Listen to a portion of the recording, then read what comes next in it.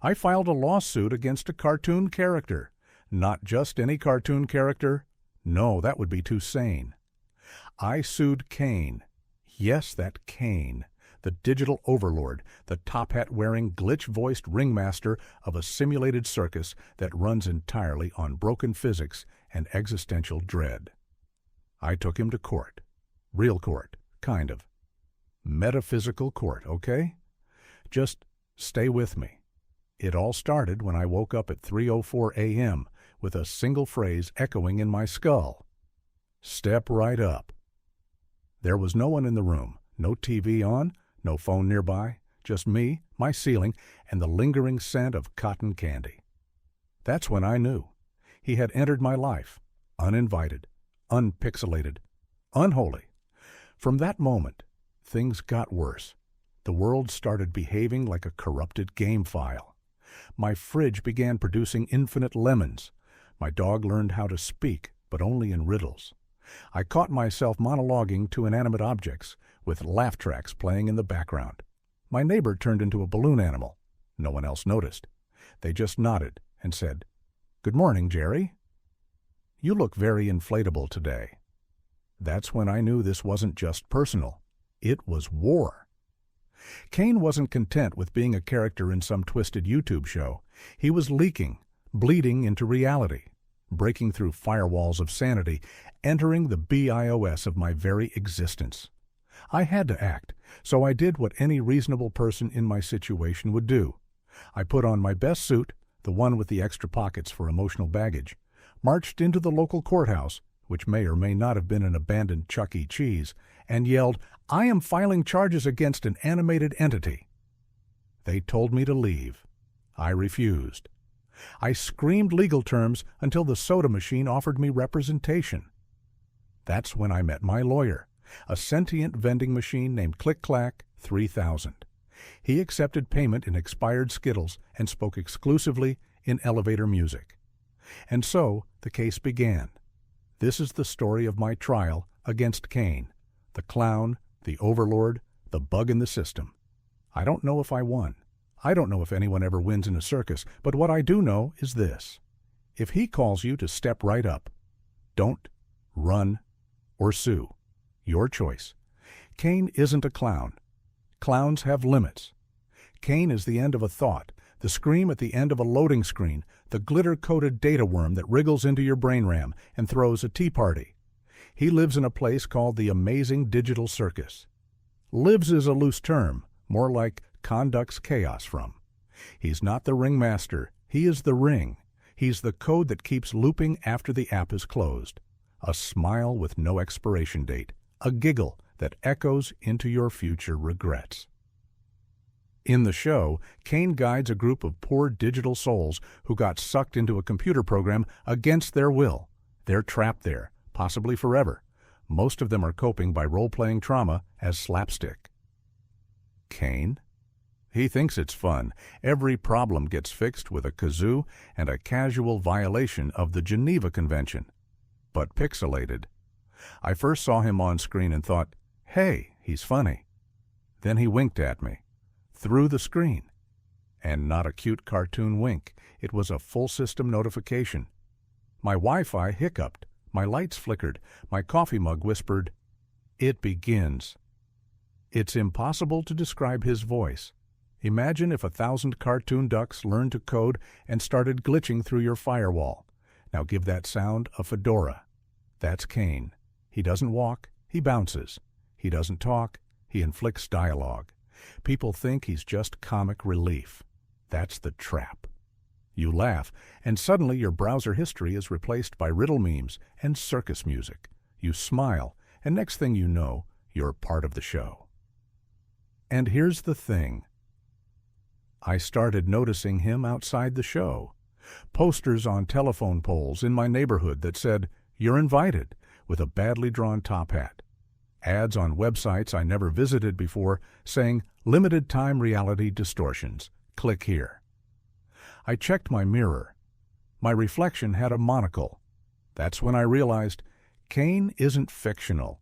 He's a concept that got loose, a clown virus, An idea so absurd it bypassed logic and found a backdoor into the real world.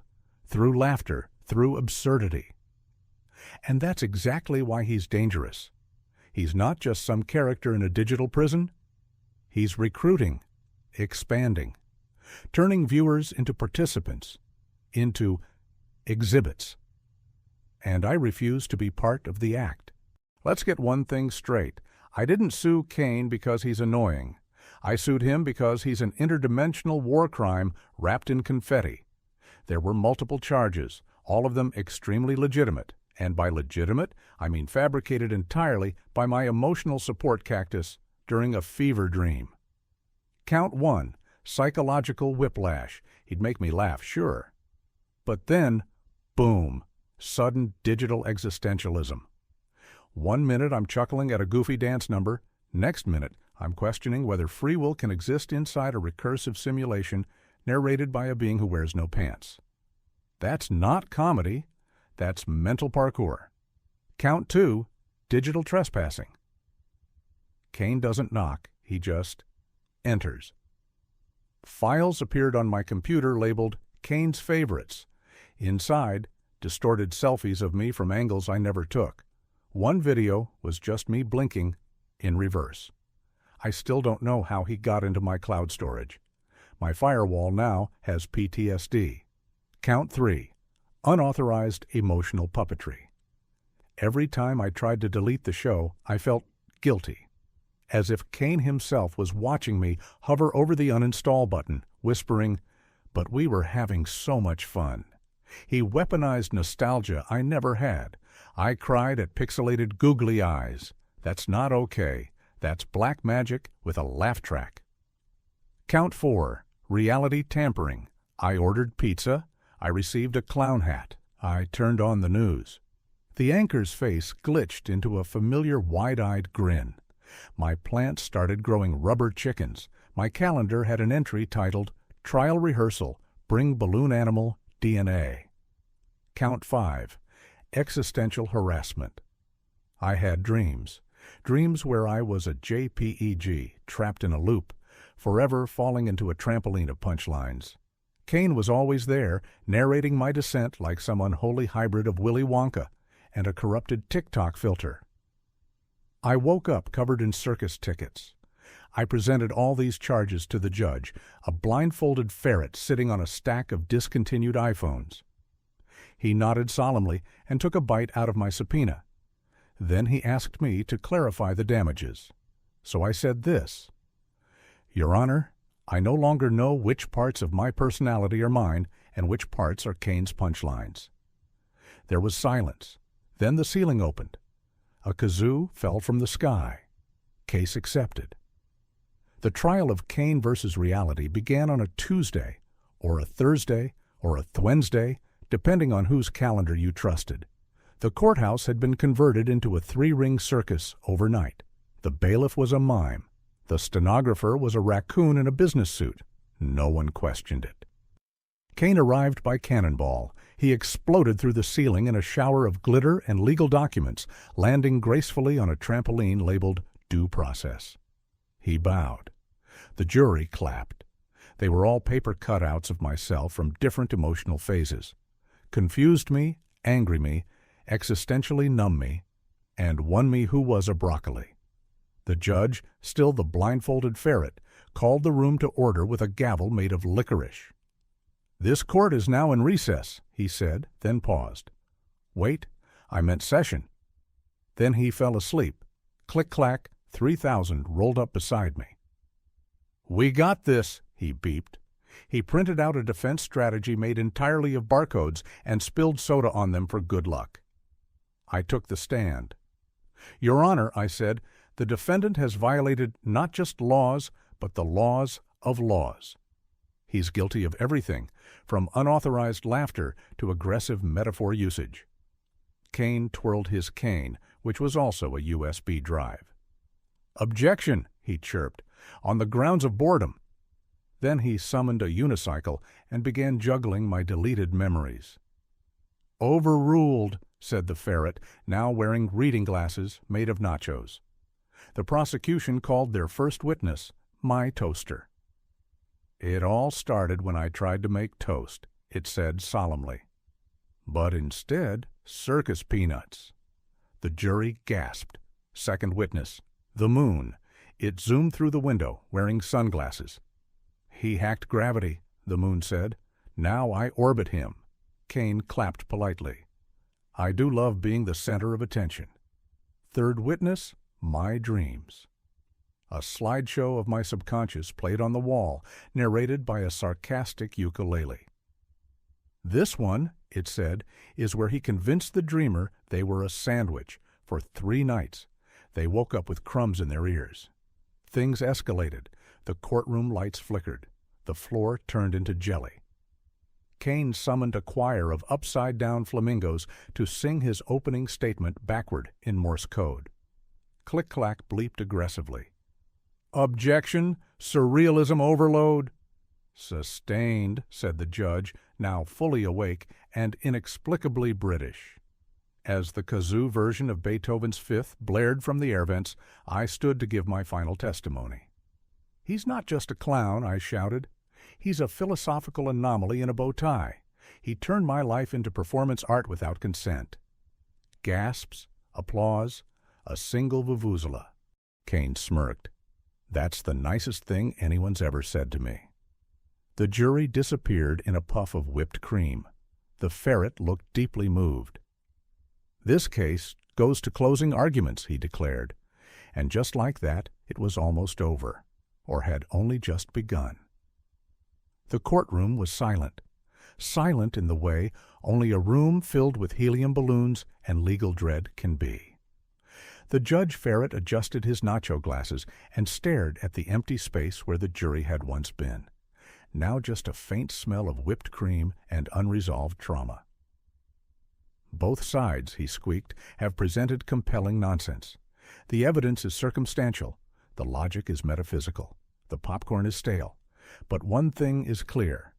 He paused, dramatically, possibly for a snack. This court finds the defendant, Kane, to be a thunderclap, a dramatic musical sting. The lights dimmed. A fog machine activated itself. A disco ball descended slowly from the ceiling. Not guilty. I blinked. My lawyer, Click-Clack 3000, let out a confused beep and printed a receipt that simply said, "Oops." Kane threw his hat in the air, which hovered for a moment, then turned into a flock of doves that began heckling the judge in Latin. "On what grounds?"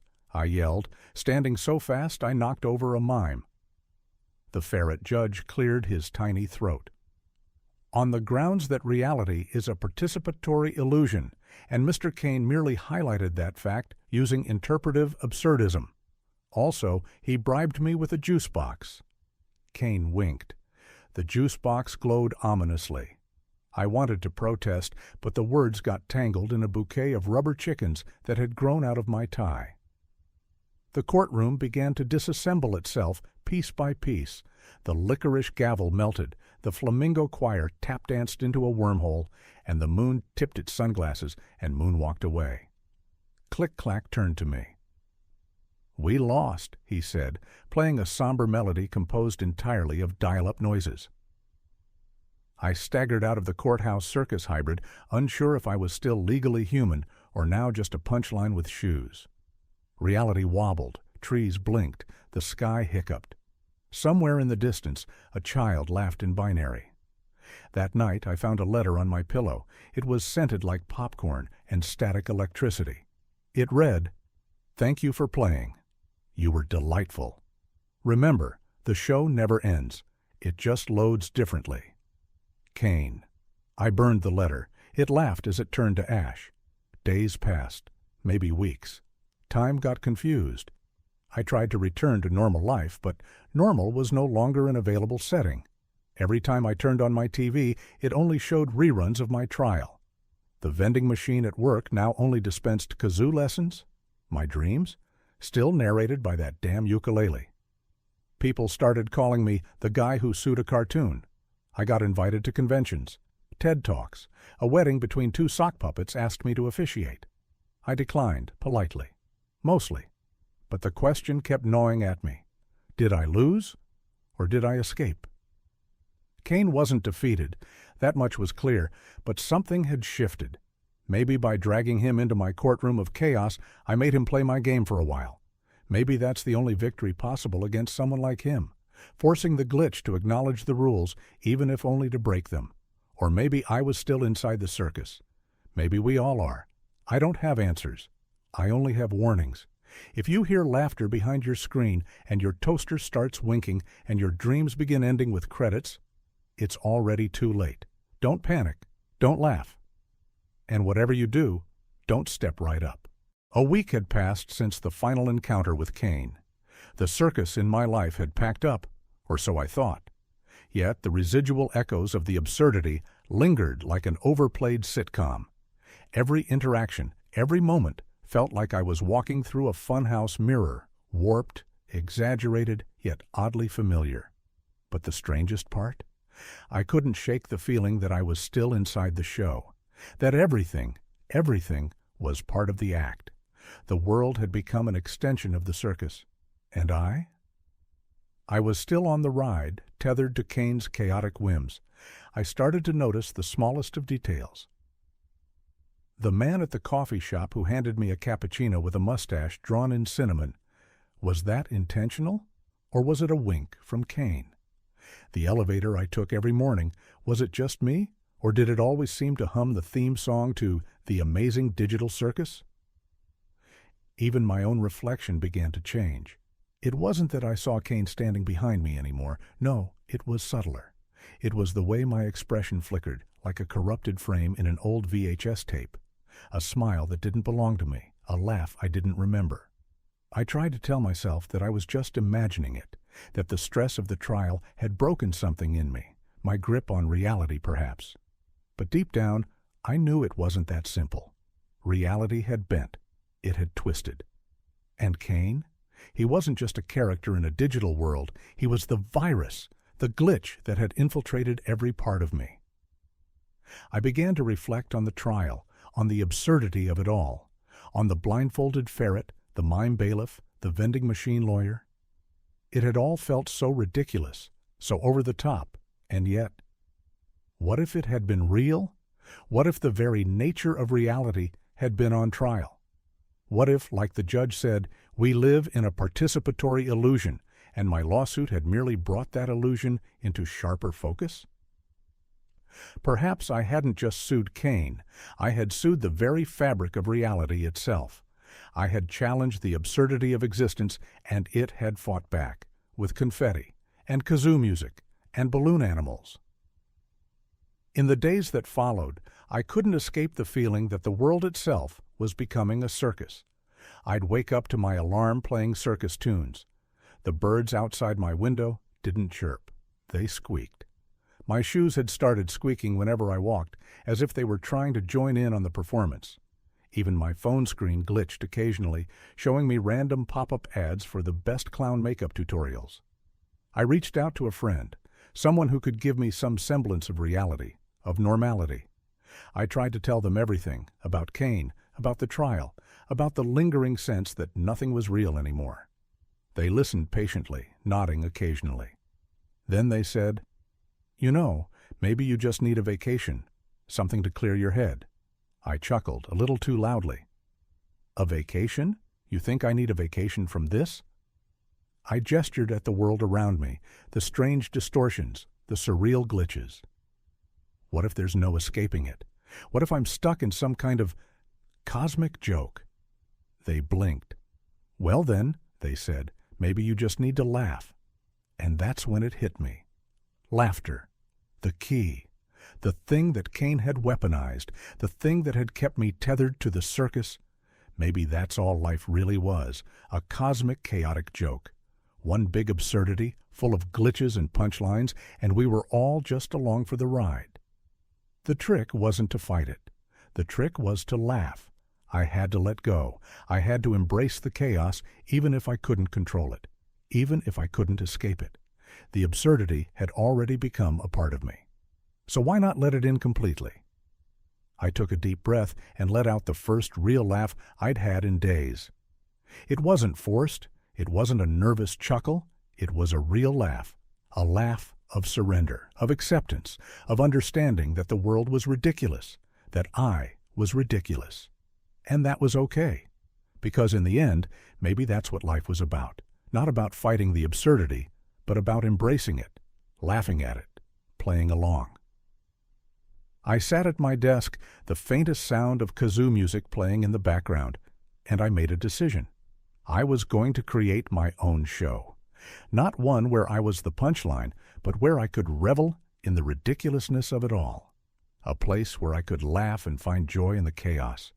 A place where, if Kane ever came knocking again, I'd invite him in with open arms, a clown nose, and a kazoo of my own.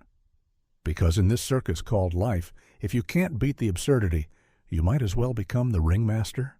So, what happened after all that? Did I win my lawsuit against Kane? Did I return to a normal life, free from the strange circus that had taken over everything? Well, that's the kicker. Nothing ended. Nothing was ever really won. And that's probably the most normal thing that could have happened. You see, the problem with suing an entity like Kane is that he doesn't lose. He doesn't win. He exists. That's the only rule in the circus. The show goes on, and there are no real consequences, no matter what courtroom shenanigans unfold. Reality itself is the joke, and we're just trying to figure out the punchline. After the trial, things didn't exactly go back to normal. But what's normal, anyway? What is it but a fleeting illusion of stability before the next absurdity comes crashing through? Maybe normal is just an overused gag waiting for its next twist. And honestly, I'd be bored if it ever came back. Instead, I found myself embracing the chaos, the weirdness, the sense that nothing could be taken seriously, least of all, myself. It's like Kane's chaotic influence had cracked the very foundation of what I thought was reality. And now, instead of trying to rebuild, I was just living in the cracks. And it wasn't as bad as I'd thought. In fact, it was kind of freeing. The balloons never quite went away. The kazoo music is still faintly audible whenever I step into the kitchen. And sometimes, just sometimes, I'll catch a glimpse of myself in the mirror, and instead of seeing me, I'll see someone else. Someone wearing a top hat. Someone grinning just a bit too wide. Someone who's in on the joke. Maybe Kane won after all, or maybe it's that we all won. Because ultimately, life is the weirdest, most unpredictable circus there is. We're all part of the show, whether we like it or not. We're just all sitting in the audience, waiting for our turn to step into the ring. So what happens now? Well, who knows? I may never be free from the absurdity. I may always have a clown lurking in the back of my mind, reminding me that life is never really serious. And you know what? I'm okay with that. Because sometimes the best way to survive a world that doesn't make sense is to become part of the act, to laugh at the madness, to join in the chaos, and to wear the metaphorical top hat proudly. If Kane's out there, still bending the rules of reality, then I'm not running away. I'm stepping up to the ring. After all, who needs a normal life when you can have an endless, unpredictable circus of your own? So I guess that's the verdict. Maybe I lost the lawsuit, but I gained something better. The ability to laugh at the nonsense, to embrace the confusion, and to never, ever take reality seriously again. Because in the end, we're all just part of the show. And the show never ends.